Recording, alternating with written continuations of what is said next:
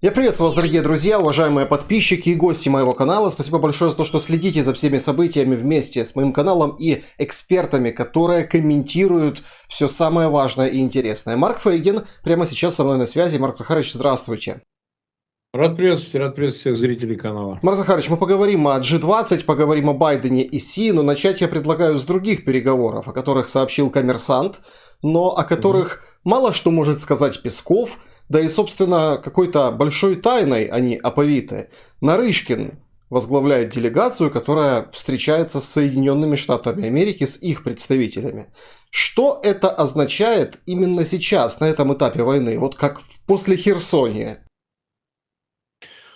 Я думаю, что пока нет такой определенности, которая бы дала нам основание судить о том, что обсуждается. Потому что мало информации. Одна из статей «Коммерсанта». И, в общем, я думаю, что там на самом деле что-то происходит. Потому что визит Салливана в Киев, он свидетельствовал о том, что и публикации после этого визита в американской прессе, что какой-то процесс идет. Салливан якобы убеждал Зеленского не отказываться в принципе от переговоров, что было сделано. Там прозвучали ряд заявлений подалека самого Зеленского о том, что, да и Арахами об этом высказался, что сами по себе переговоры не отменяются, несмотря на все решения РНБО, но есть условия, которые необходимы для того, чтобы этот процесс начался. Опять же, в этом переговорах участвует не Украина, не Киев. В конце концов, имеют право переговариваться и без Киева. Мы же не знаем предмет переговоров. Может, они обсуждают ядерную безопасность, понимаете? А это для Соединенных Штатов значение имеет. Безусловно, обсуждать ее вне связи с войной в Украине невозможно. Потому что угроза применения ядерного оружия со стороны Москвы, она связана именно с войной в Украине. Но еще раз хочу подчеркнуть, это может и быть и разводом со стороны Соединенных даже Штатов, а может быть и Москвы. Москва вообще славится этим. И попыткой возобновить какой-то, пусть и конфиденциальный диалог, я этого тоже не исключаю. Посредничество, еще что-то. Ну, то есть, Турция же тоже так интересно, что это происходит там. Почему не непосредственно в Вашингтоне? Кто мешает? Или в Женеве? Или в другом месте. Ну, то есть, видимо, действительно, то, что Нарышкин принимает участие, видимо, это на уровне спецслужб ведутся переговоры. Это часто так бывает. Вот, поначалу. Потом это должно перейти на более высокий уровень, если у этого есть хоть какая-то перспектива. А судить о том, есть перспектива или нет, мы не можем, потому что положение на фронтах, оно в большей степени отражает эту ситуацию. Допустим, мы среконструируем, что условием начала этих конфиденциальных переговоров был отвод с правого берега Днепра. От Херсона российских войск. Допустим. Хорошо, допустим. А что это меняет? Как будто бы с других частей Украины отводить не надо. Ну, если в итоге в сухом остатке это приведет ни к чему переговоры, но к оккупации правого берега, ну, который и так бы вообще Москва потеряла. В любом случае, понятно, что были бы уличные бои, большие потери, разрушение городов, но фатальная там ситуация была. Ну, в силу известных причин, там, нарушенное снабжение, значит, группировка ВСУ наращивалась, причем очень солидно и так далее. Поступали новые средства от западных союзников. Ну, понятно, к чему все в конечном итоге привело, но жертв было несопоставимо много. Допустим, это было предварительно условно. Допустим. Хотя, опять же, все начнут воспринимать это как договорняк, хотя на самом деле никакого договорняка нет пока, во всяком случае, пока непонятно, что Москва за это получит. А если ничего? Вот просто ничего. Поэтому я исхожу из того, что кто заинтересован больше? Москва. Почему? Потому что она не в состоянии вести войну, как минимум в прежнем режиме, даже на протяжении, которое она вела последних 6-8, неважно, 8,5 месяцев. Она уже не в состоянии. Никакого другого объяснения здесь нет. Нет средств, нет надлежащего, так сказать, количества вооружений, нету нормальных солдат, потому что вот эта мобилизованная масса, ну, погодите, ну, я не знаю, может быть, военный эксперт по-другому это оценит, но я же вижу, что они себя представляют. Они сами себя записывают, они сами показывают. Нуждаются в дровах. Ну, я не знаю, в портянках там Ну, а что-то. с офицерами, как Как? говорят, это просто разрыв был в интернете, когда... Да, с генералом, как они в Казанском учили, а вот вчера вот показали в Подмосковье на одном из каналов в Телеграме, значит, показали я тебя тут значит, воткну, там еще что-нибудь. Ну, то есть, а как вы собираетесь с ними воевать? Вы как собираетесь вот эту публику? А ведь он не один такой, я, говорит, мастер спорта. А вы как собираетесь с ними? Они когда приедут, там же еще хуже будет. Вот не так, как в Подмосковье. Представляете, в Подмосковье плохо. Мало дали пострелять на полигоне, еще что-то. А если они куда-нибудь в район Саватова, кажется, там, не знаю, в Бахмуте, то что? Что тогда? Они могут и стрельнуть этого офицера. Вот с такой массой солдатской, да, из демобилизованных, а это, по сути, не военные. А какие они военные-то? Он, говорит, служил срочную, там, 10 лет, надо 15 лет. Ну, это же несерьезно. Ну, несерьезно. Война другая вообще вся. Возможно, Путин-то знает это все, понимаете? Мы-то с вами не знаем, а ему же докладывают и говорят, не выдержим, лопнем.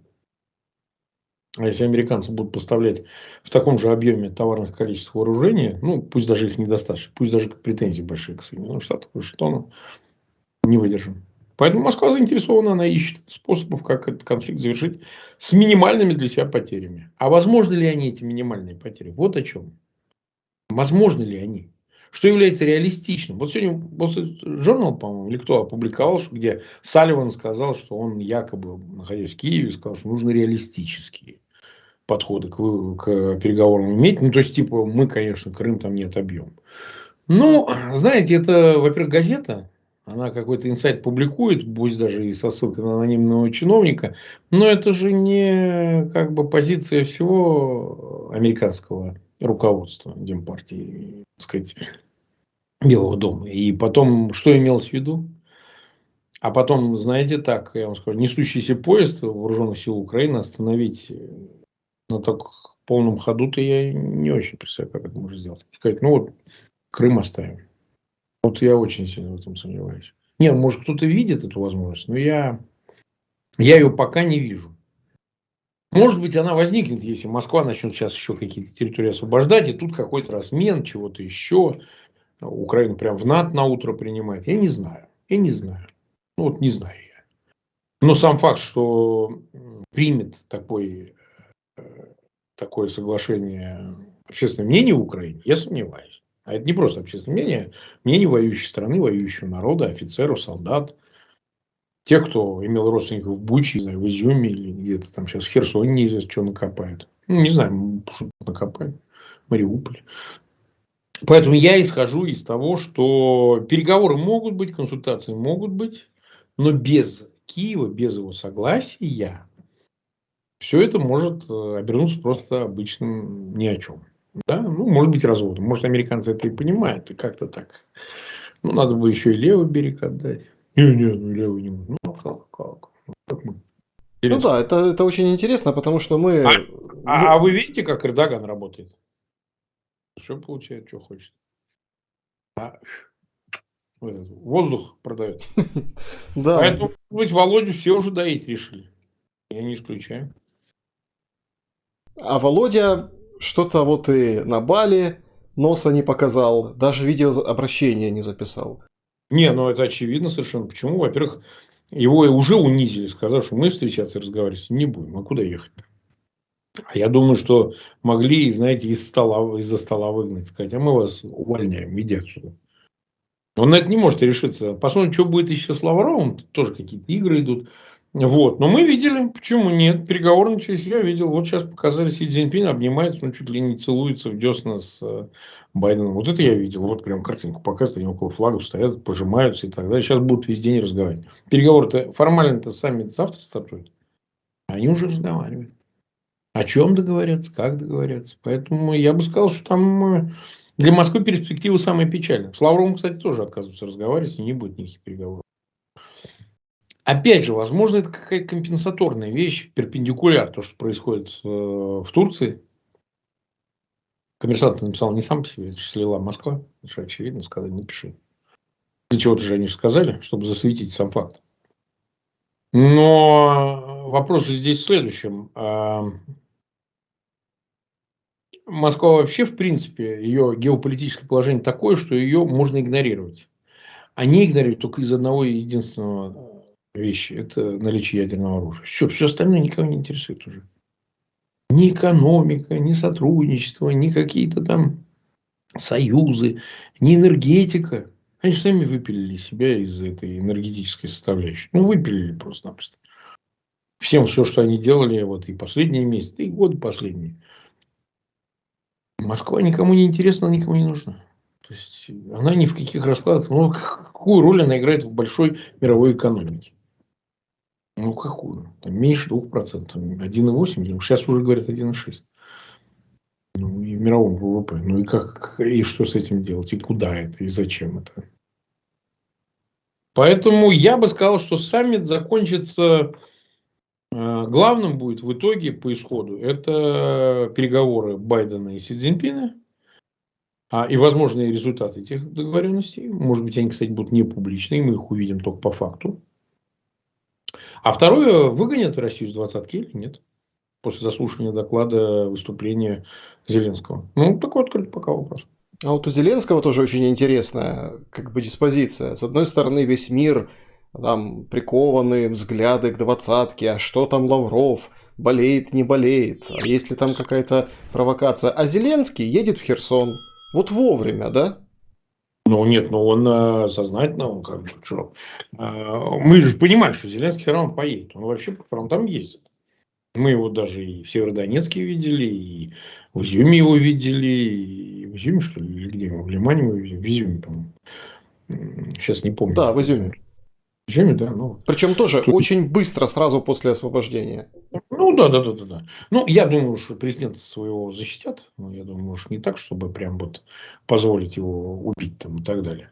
Ну, понятно, что он в Херсон должен был поехать. Потому что Херсон это действительно с 24 февраля единственный региональный центр, который был захвачен Москвой. И вот, пожалуйста, он деоккупирован. И не важно все остальное, там, какие условия, как, чего, все не важно. Вот все, флаг развивается украинский, и все. А потом, ведь вот смотрите, какая удивительная вещь получается. Они присоединили на фейковом референдуме 30-го эти территории, 30 сентября. Что-то я не видел Путина, чтобы он к новым территориям пожаловал. А? То есть, он эти территории своими не считал. Боялся, что его там стрельнут или что? Или страх выше, чем интерес? Или политическая целесообразность? А Зеленский, казалось бы, вы же заявляете, что там одни сторонники русского мира сплошные, которые сплошь походили по голосовая, а ничего, он туда приехал. Интересно, да? Ничего-то как бы не боится, ничего, все нормально. Ну, а что бы ему в Луганск хотя бы не съездить Путин? Луганск, что там? Съездил в Луганск. Как он? Песков же приехал в Луганск вот неделю назад. И говорит, ну, вот придет время, и Путин приедет. А я просто уверен, что его послали Пескову, чтобы он изобразил, что Путин продумывали. Что поехать на Донбасс, надо уважить людей и так далее. Он никуда, естественно, не собирается, потому что он очень трусливый человек. Ну, в принципе, трусливый. Вот. Но изобразить-то надо, показать публике, что вот мы ведем работу, чего-то там. То Кириенко поедет, вот теперь Песков. Песков вообще без надобности туда ездит. А Зеленский, он же ничего не разыгрывает. Он просто садится и едет. Вот, то есть, можно, конечно, по этому поводу нравится, не нравится, флудить как-то, но он же там, а этот не там. И все. И больше ты как бы разговоров о том, что тут какие-то остались, они же говорят, как это, временно оккупированы российские территории. Вот это, так сказать, очень смешно. После всего этого. Просто смешно. И украинцы вернулись обратно, у них свой президент, все свое. Они сейчас, да, занимаются там, территорию надо восстанавливать, нужно там разминировать, нужно выявлять агентуру, нужно, так сказать, коллаборационистами разбираться. А как это? Почему нет? Кому как, всем сестрам по серьгам. Это дело серьезное. Ну, к А как? столбам же не привязывать? Или что это Нет, никто было? там никого не привязан. Ну, а есть люди, простите меня, сейчас выкупают какой-нибудь могильник. Кто сдавал, кто расстреливал, кто что, какие местные, чего, агентура, ну а как? А что, не надо этого делать, что ли? Ну, тогда и не получается, за что тогда жертвы, за что люди гибли тогда, для чего все? Нет уж, нет. Если кому не нравится, они же могли убыть, правильно? Уехать. В Россию, любишь Россию, уезжай. Они же как, они хотят с землей уезжать. Чтобы вот как бы Россия, а я вот забираю свой Херсонщик. Нет. Поэтому те, кто остался, ну, горе побежденным. А как по-другому? Во время войны горе побежденным. Тут по-другому редко бывает. Понимаете? Но это не Украина ворвалась там, я не знаю, в Ростовскую область и захватила, насиловала, убивала. А это российские войска приехали на чужую землю. Как это неотменяемо. Это неотменяемо. Все остальное не имеет значения. Это можно флудить, разговаривать. Хорошие, плохие. Да какая разница? Это никто в Россию не приезжал. Никто в Россию не захватывал. О чем тогда разговор вести? А зачем Здесь. прессу лишили аккредитации? Ну, я вот это прочитал. Я не знаю почему. Пусть это объясняет пресс-служба, естественно. У нее свои соображения. Я же не знаю, может, безопасность, может, еще что-то. Я понятия не имею, какие причины и почему. Может быть, это действительно соображение, чтобы убрать от лишних глаз какие-то мероприятия по дезактивации территории. Выразимся так, да? Я не знаю. Ну, просто вот я реально не знаю, так сказать. Но думаю, что это сейчас все до конца дня рассосется. Опять пусть всех. Скорее всего, так. Я понимаю, что по этому поводу уже российские паблики и пропагандисты будут кричать, сейчас они придумают новую бучу, там навезут трупов. И понятно. Одна только проблема. Понимаете как? Мы живем в 21 веке. Вот я вам, как юрист, который проходил и криминалистику, скажу, обмануть невозможно. Почему? Потому что если человек убит, там, не знаю, месяц назад, его нельзя сделать человеком убитым день назад. Понимаете? Если человек убит в этом месте, невозможно привести труп и представить, что он умер в этом месте. Любая экспертиза, там комплекс экспертизы. Экспертиза криминалистическая, и судебно-медицинская, и ряд других, они выявляют все полностью. Какой состав почвы попал в рот. Ну, то есть масса, чтобы под ногтевой вот этот состав снимать. Это невозможно. Ты можешь все, что угодно рассказывать про какие-то там пропагандистские приемы, но если есть заключение, есть исследования, кстати, образцы сохраняются, они же не удаляются, то есть они остаются в архиве и так далее.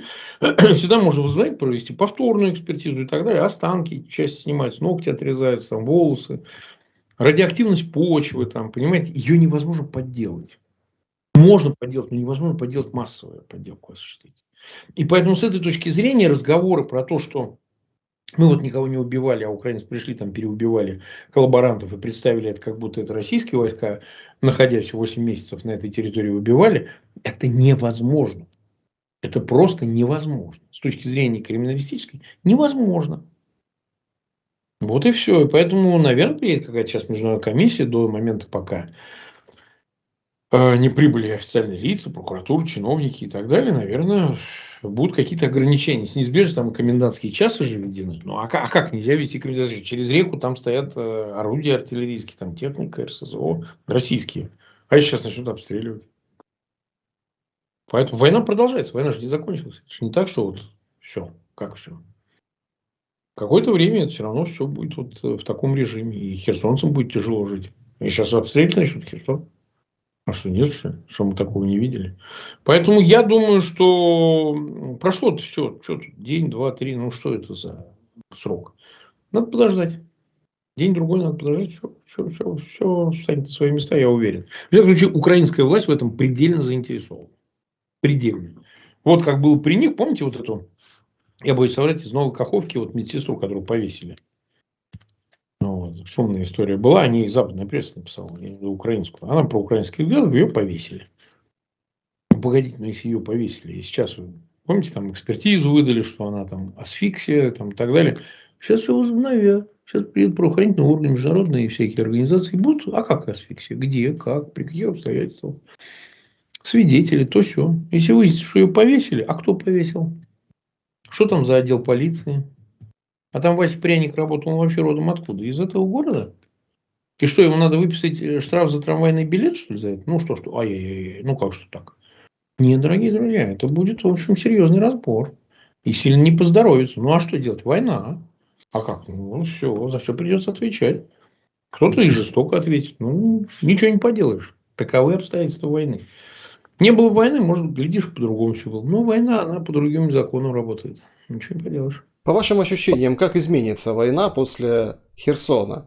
Вот где будет основной очаг напряжения? Сегодня сообщили россияне, что там Павловку взяли, Я раньше допускаю такое. Я Майорск допускаю, что взяли. да. Могут взять пару-другую городов, но это не сопоставимо с тем, что деоккупировано. Сейчас на этой волне какой-то, да, они там изобразить что-то. Ну, что такое Павловка в сравнении с Херсоном? Такое может быть. И даже на Бахмуте продолжатся там бои тяжелые и так далее. Да нет, это все возможно. И Павловки, и Майорские, это возможно. Но это не продлится слишком долго. Потому что сейчас начнется перегруппировка сил, тоже какие-то будет отводить и Украину, у нее же тоже 80 сил, будет переводить туда. Павловка, она же из рук в руки переходила, если я правильно помню, если я не ошибаюсь, поправьте меня. Я допускаю, что я могу ошибиться. Но она что же туда-сюда ходила. Ну, сегодня так, завтра эдак. Нет, если бы они сказали, вот мы в один день там захватили Бахмут, мы захватили там Славянск, мы захватили Краматорск, ну, это было бы, да, было бы что обсуждать. А здесь что вы захватили? Ну да, у них есть возможности где-то контратаковать и какие-то там населенные пункты брать, но это несопоставимый масштаб. Ни с Харьковской операцией, ни с Херсонской. Поэтому бои продолжатся, все продолжится. До момента, пока где-то новый удар не произойдет в ВСУ, потому что я не представляю, как обратно это все они вернут. Они не вернут это обратно. Ни Херсон, ни Киев, ни Изюм, Лиман, Балаклея. Не будет этого. Для такого масштабного контрнаступления страны российских войск ресурсов, возможностей нет. Ну, а локально это будет происходить, да. Туда-сюда будут ходить. Ничего с этим не сделаешь. Будет. Будет. Я помню, они уже на окраинах Бахмута объявляли, что Бахмут взят, а сейчас опять их откинули. Ну и что? Ну хорошо, да. Они Северодонецк, Лисичанск в свое время взяли. Ну, что был, то было. А что? Ну, опять-таки, взяли, потому что отошли ВСУ. Отошли ВСУ, сохранили состав, личный состав. Но я еще раз повторяю, если бы они сказали, что мы взяли Киев, ну тогда есть предмет обсуждать. Ну, Павловку, да, ну, печально. Но я не знаю, а завтра ее не возьмут обратно или там еще что-то. Я не знаю. Могу допустить, что да, могут и взять, потому что война, она так развивается. Но в любом случае крупных успехов никаких нет. Нет, потому что если бы они могли, они бы их добились, если бы они могли. Сейчас не 14-й год, сейчас так не будет. Захотели, что захотели, взяли, там, кого захотели в котел. Нет этого, и признаков этого нет. И дальше будет только хуже, лучше не будет. Лучше для российских войск не будет. Вот, если они это не понимают, ну, можно, конечно, допустить, что какой-то следующий удар будет для того, чтобы разрезать группировки южную и условно центрально-восточную. Ну, Мариуполь, ну, может быть, и Запорожье ударят по до моря, рассекут Мелитополь, может быть. Я не знаю, я не военный. Это лучше экспертов спросить. Но, как бы, если смотреть на карту, очень все логично. Тем более, что теперь от Херсона будут обстреливать этими химарсами практически до перешейка. Как бы это обсуждали много раз, об этом говорили, но сейчас это наступило. 70 километров до перешейка, до Крыма, и практически до моря такое же расстояние. Под огневым контролем РСЗО будет находиться практически вся левобережная часть. Ну, хороший вопрос, правда? То есть, это что означает? Что фактически никакого путного вообще обороны там не создашь. Ни складов, ничего, все обстреляют. Сверху посмотрят, тем более это степь. Вот когда все смеялись, степь, ну и что ж степь? Ну как, ну если степь, нету зелени, нет ничего, значит, вы на открытом участке сидите. Какова вероятность того, что вас просто ухлопают? И неважно, какая численность. Поэтому я бы сказал, что для российской группировки ситуация там на этом левобережье тоже не блестящая. Вот и все. Да, далеко не блестящая. Марк Захарович, я хотел спросить у вас ваше мнение и видение вот этого скандала с Пригожиным, Нужиным, вагнеровец, Да. которого то ли выкрали, то ли обменяли. Ну, в общем, наказали вагнеровца, раздававшего в украинском плену интервью, говорившего, что он будет Да. воевать с россиянами. Вот эта вот операция «Кувалда». Что для вас самый главный принципиальный момент в этой всей истории? Вот Украина могла его обменять? Вот смотрите, мне сложно судить о деталях. Я так, как и вы, возможно, может, вы больше знаете, я смотрю то, что публикуется. Что он судимый человек за убийство, сидел в одной из колоний, его завербовали в ЧВК «Вагнер». Он, значит, перешел на сторону Украины практически сразу, как я это понял, попав в плен. И дальше вот начинается такая несколько темная часть. Потому что вроде как он изъявил желание участвовать то ли в Легионе Свободы России, то ли где-то. Я видел его, так сказать, обнаженный торс, у него там наколки, и это не плотные наколки, там есть наколки такого, ну, скажем, политического свойства, орлы какие-то. То есть, видно, что он с каким-то правой начинкой. Вот. Возможно. И он то ли не прошел полиграф, то ли прошел полиграф. Вот дальше уже начинается темный эфир. Мы не понимаем, что происходило. Может, выявили какие-то данные, которые ясно свидетельствовали, что его специально послали. Я этого не знаю. Я вот говорю, что я что прочитал, то я увидел, что сын то ли сказал, то ли нет, на ищи своих, там, обвинил укронацистов. То есть, начинается уже совершенно темная сторона, про которую я говорить пока не скажу, что да, его обменяли, не могу. А вот что я могу говорить? Вот пусть он зэк. Ладно, убийство. Ну, серьезно, 205 статья, да? Не 205, как 205. Умышленное убийство. Я не знаю, какой у него букет статьи. Ладно. Привозят обратно и нам показывают запись, где его кувалдой разбивает голову. Что за страна такая? Это ж не Украина разбила, они же сами сказали. Мы вот Чевкова, это дополнил Пригожин. Ни одно животное, говорит, не пострадало. Собаки, собачья смерть и так далее. Это, погодите, я что хочу спросить. Это вы такой мир, что ли, пытались нести украинцам? И что это вот они так вот не хотят, а? Вот ты понимаешь, какие они люди? Вот они не хотят вот так жить. Здорово же, прекрасно, кувалдами херачить людей. Ну, отлично же. И вы что не хотите в русский мир-то? Ну, ведь здорово же, ну, прекрасно, голова, бац, как и арбуз развалился. И на камеру это снять и всем показывать, детям показывать. Я вот думаю, вы вот мы имеем дело то ли с долбоебами, то ли ну, с подонками какого-то последнего категории. То есть, какой нормальный, хоть в мире, хоть в Украине, хоть где. Скажет, да, мы так хотим жить, да, хорошо, здорово, страна отличная. Вот так нам надо, да? Это что, реклама русского мира, реклама путинской России? Ну, отлично, прекрасно. Тогда украинцы просто все будут дохнуть от мала до велика, чтобы, не дай бог, вот, чтобы такого вот никогда не было на их земле. Чтобы вот таких вот даже на пушечный выстрел. И я повторяю, это не украинцы ему голову кувалдой. А где же? Это они сами. То есть, вы его забрали. Ну, и у вас же там правила какие-то, что не попадать в плен, такое не говорить. Ну, хорошо, окей. А я вот просто мне интересно, я вот бывший адвокат. Агент прокуратуры будет реагировать? Он же гражданин России. Этот нужен. Или не будет? Не надо реагировать агент прокуратуре. Она надзорный орган. Ничего не будет происходить? Интересно, интересно. А вообще-то они обязаны, там, я что-то закон о прокуратуре читал, что они просто обязаны реагировать. Это публичный факт, ставший достоянием. Где этот человек, проверить, пожалуйста. Первая проверка, потом передача, возбуждение дела. Возбуждает дело уже сам следственный орган. Прокуратура может обратиться с возбуждением. Не будет этого? Ну если не будет, и вы тоже хотите, чтобы все прям очаровывались русским миром, и то, как у вас даже прокуратура себя ведет, ну, не говоря о всех остальных цепочках правоохранительных органов, оперативных и других служб, которые обязаны все это, немедленно все проверять. Я просто защищал многих правых, и там все эти выдуманные истории про то, что они кого-то побили, порезали, ничего не найдешь, там отрядами прям нападали, проверять, все, давай, где, пытали людей. Вот у меня горячий был такой, пришлось ему резать себе вены. А здесь никто не будет ничего делать. Ну, что мне на это сказать? Ну, что сказать? Понятно, почему люди не хотят вот этого всего.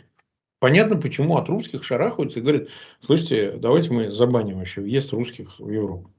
А мы говорим, нет, вы что, как можно? Люди русские-то хорошие. Все. Вот они вот это все видят. Кувалдой голову на кирпиче. А наши люди возмущаются и, значит, говорят, ну как же так? Там, туда-сюда, как можно закрывать? Ну, вот ровно поэтому закрывают, что с вами не хотят ни с кем иметь дело, не сортировать вас на хороших и плохих русских. Не понимаете? Не понимаю. Ну, вот я пытаюсь им это внушить, что вы понимаете, что это вот так работает. А как это произойдет? А как? А вот так. Снести власть. А их всех, вот за то, что вот они все вот это по кругу делали, всех расстрелять. И сказать, смотрите, мы их наказали за то, что они творили такое. И больше такого никогда не будет в России. В России все будет по закону. Но их мы наказали. Жестоко. Мы всех расстреляли. По закону, по суду. Вот как это должно обстоять в нормальной стране. А то, что произошло в Украине, как он оказался, чего, но я вижу только одно, что в Украине его не убивали, понимаете? То есть, если бы его разбили голову кувалдой в Украине, я бы сказал, ну да, это как-то вы что-то тут надо разбираться. Зачем вы это сделали? Но я этого не видел. Я видел Россию, где разбивают кувалдой голову. Вот какие я выводы сейчас предварительные, самые первые делаю. А что там его обменяли, при каких обстоятельствах и как, и так. Он не прошел полиграф, про него какие-то сведения другие были. Но это еще, знаете, день прошел, надо разобраться. Вот у меня сегодня будет эфир с Осечкиным, вот мы и поговорим. Он там с сыновьями его общался, вот мы и узнаем, что там на самом деле. И тогда я смогу сказать, о, вот тогда все понятно. Значит, почему, что там произошло и как. Марк Захарович, я просто одну деталь в этой всей истории, она главная деталь. Вот Да. главный жирный винт в этой всей механизме – это Пригожин. Да. Это видео можно, в принципе, ставить в его предвыборный ролик. Там говорят, он будет, Да, конечно. будет метить в какое-то кресло, то ли депутатское, то ли еще какое-то. Вот простой, понятный вопрос. Что вот этот нужен, да? Ну, это вот как он мог так насолить самому Пригожину? Обычный заурядный зэк, каких много. Да. Мы о таких расправах, ну, точно и не узнаем, и не узнали бы. Их много, конечно. Их много. А вот этот вот принципиально какой-то личностный получился вот кейс. Ну, смотрите, конечно, имеет значение демонстрация этой беспощадности и силы в отношении отступников. Это нужно для того, чтобы производить впечатление, там все-таки уже под 40 тысяч у него воюют, и, наверное, зэков немало. Но я думаю, это не только на зэков распространяется правило, и на других. Нужно показать, что с вами будет. У вас дорога в один конец, на тот свет. Все. Никакого предательства, ничего. Вы либо так умрете, либо так. Так что воюете. Это важно. Во-вторых, он, возможно, это демонстрирует и всем остальным. Выкладываете запись, он демонстрирует это и власти, и там Беглов, он, видите, как воюет с губернатором Санкт-Петербурга, уже обратился, чтобы его привлекли по госизмене. Наверное, он хочет произвести еще и вот такое впечатление на власть, сказать, что теперь я вот по своим правилам буду с вами собаками вот так разбираться. Понимаете? Я думаю, что в этом есть какой-то элемент, ну, как у ИГИЛ. ИГИЛ же упивался насилием. Он демонстрировал эти записи, то сжигал живьем, то сбрасывал с высотных зданий, то резал головы, как баранам. Именно для произведения этого эффекта устрашения, тотального устрашения. Такого, знаете, устрашения в степени, которая граничит, ну, просто с дьявольской, что называется. Да? Я думаю, он где-то по этому пути идет, Пригожин. Он уже не первый раз демонстрирует эту дичь, и поэтому... Ничего здесь как бы необъяснимого нет. Что он лично это нужно сделать, я не знаю. Но я думаю, что он его понятия не имел о его существовании, пока тот не оказался в плену и не дал какие-то интервью. Я понятия не имею. Вот. Ну, сложно судить, потому что, ну, что его лично, что ли, забревал, я не знаю. И думаю, что в числе других этот нужен не больше, не меньше насолил. Они же могли его, даже если обменяли, могли его тихо прибить. Могли же.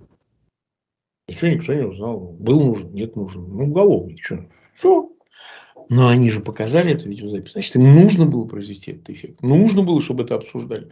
Нужно, чтобы сейчас возгорелась дискуссия, какова роль спецслужб Украины, которые там пошли на этот обмен. Значит, какая-то в этом начиночка есть.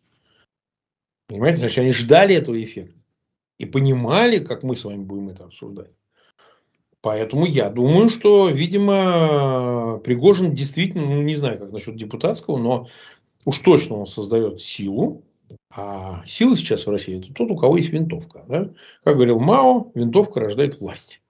Значит, ну, на разные лады, и Ленин там это повторял приблизительно похожим образом. Но это говорит о том, что сейчас в России ты не сила, ты не власть, есть у тебя только деньги. А нужна еще и сила, которая способна эти деньги сохранять, а то и отнимать у других. А это всегда оружие, это всегда люди, это всегда готовность к этому насилию. Вот уж точно занимать Пригожину готовности производства насилия в товарных количествах не надо, в промышленных количествах не надо. С этим он справляется, ну, просто как чемпион. Марк Захарович, Рогозин на Донбассе говорит, буду оставаться до тех пор, пока не победит российская армия. Позывные меняет, как перчатки. То Космос, теперь Сармат. А это вот мы помним, да, некогда там, кандидат на должность там, главного в Крымском автономном округе. Что это за фигура? Есть ли какие-то перспективы? Это такая ссылка на Донбасс у него, проверка? Или в чем подоплека? Да нет, это не серьезный персонаж. Пригожин по факту серьезнее оказался. Вот, это клоунский совершенно персонаж. Что в Роскосмосе, что здесь.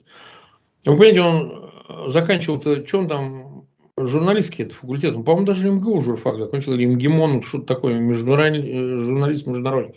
Дядя у него из КГБ, самый из системы ВПК, у него папе. Вся семейка такая. Он же ничего не производит, кроме вот пиара. Сам пиар. Поэтому и здесь это не более того, потому что он клоунски совершенно себя ведет. Вот, со всеми этими позывными, чужими автоматами, фотографиями и так далее. Какие такие он консультационные услуги может оказывать или там, значит, еще какие-то там вещи, если он в этом ничего не сечет. Он не заканчивал военных училищ, он не военнослужащий, он не военный эксперт какой-то особенный, не спец по вооружениям. Какой он спец по вооружениям? Он журналист. Поэтому на самом деле за этим ничего не стоит вообще. Вот. Ну, помните, разговор был, что его чуть ли не губернатор Новороссии сделают? Какой Новороссии? Правый берег Днепра? Пожалуйста, езжай. Кто же запрещает-то? Мне понравилось, Газманов якобы, не знаю, правда нет, отменил концерт на 13 ноября в Херсоне. Я не знаю, правда, что ли? Идиоты какие-то. Из-за низкой продажи билетов. Ну, хорошо, это какой-то юмор, мне все-таки кажется. Вот, поэтому эта вся публика, она такая, как сказать, обеспечительная. Она уже давно решений не принимает, потому что он никто, Рогозин, в системе власти вообще. Ну, после Роскосмоса тем более. Я думаю, в Роскосмосе так не слишком серьезно его воспринимали. Вот. Ну, а что дальше? Ну, ничего, он же там не находится на Донбассе. Он в Москве сидит. Он приехал, сфотографировался, уехал. Ну, так они все так делают. И что? Какое такое его участие может произвести впечатление на ход событий? Никакого. Абсолютно. Он же когда написал твит свой, ах, как бы бросил бы все, оказаться в окопе. Так окажись, вон Сватово-то, сядь в окоп. В первой линии ты. Мы посмотрим, как ты там будешь сидеть. Я думаю, к нему пренебрежительное отношение не только, вот, ну, понятно, противников Путина, там, украинцев и так далее, но и самих. Тех, кто там в этих подыхает окопах, я думаю, к таким они, ясное дело, относятся пренебрежительно. Ну и Соловьева хочу с вами еще обсудить, который в сту залез, хвастается, как он на Донбассе куролесит и путешествует. Марк Захарович, сколько еще будут куражиться? Тут Скобеева прозрела, говорит, у нас и армия не такая большая, не готова мы.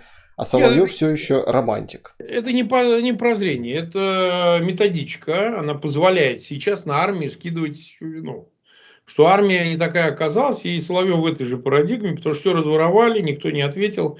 Потому что если это не про это, то тогда это про Путина, который вот это все за это отвечает. А кто еще отвечает? Он четверть века у власти находится. Поэтому Соловьев это та же, да, это верхний этаж пропаганды. Это не какой-то мелкий военкор, конечно же. Там не какой-нибудь там котенок или какой-нибудь там хрененок. Вот. Но будет ровно до момента, пока есть Путин. Путин не станет, с такими быстро разойдутся. Ну, на этом все. Александр, мне надо торопиться. Да, благодарен вам за беседу. Спасибо вам, дорогие друзья, за то, что посмотрели этот эфир. Марк Фейгин, канал Фейгин Лайв. Заходите, интересуйтесь, смотрите. Я Александр Шелест. Подписывайтесь, ставьте лайки. Увидимся обязательно. Марк Захарович, спасибо. Спасибо, всего доброго. До свидания.